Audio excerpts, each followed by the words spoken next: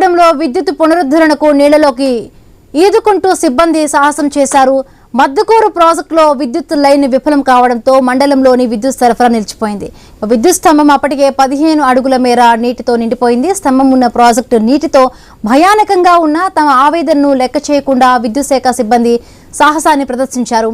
15 అడుగుల నీటిలో 5 కేజీల బరువు ఉండే ఇన్సులేటర్ను పట్టుకొని ఈదుకుంటూ వెళ్లి విద్యుత్ సమస్యను పరిష్కరించి సరఫరాను పునరుద్ధరించారు. దీంతో విద్యుత్ శాఖ సిబ్బందికి విధుల పట్ల ఉన్న అంకిత భావాన్ని చూసి మండల ప్రజలు ప్రశంసించారు.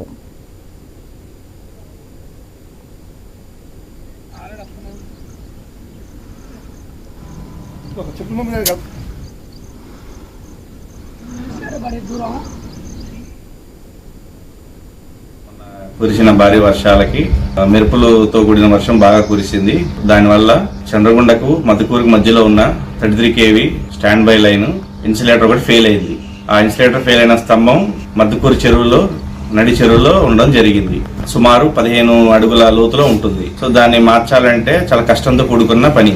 సంస్థలో ఈత వచ్చిన మన లైన్ ఇన్స్పెక్టర్ గారు, తులసియా గారు, ఇంకోటి ప్రసాద్, మన సతీష్ లైన్మెన్ గారు అను మాతో కూడిన బృందం మొత్తం కలిసి ఆ ఇన్సులేటర్ మార్చడానికి నిన్న చెరువు దగ్గరకు వెళ్ళడం జరిగింది. ఆ ఇన్సులేటర్ సుమారు ఒక 5 కేజీల బరువు ఉంటుంది. ఒక ప్రసాద్ అనే అబ్బాయి ముగ్గురం కలిసి అక్కడికి వెళ్ళి చాలా సాహసోపేతంగా ఆ ఇన్సులేటర్ ని, పాత ఇన్సులేటర్ పైన దాన్ని తీసేసి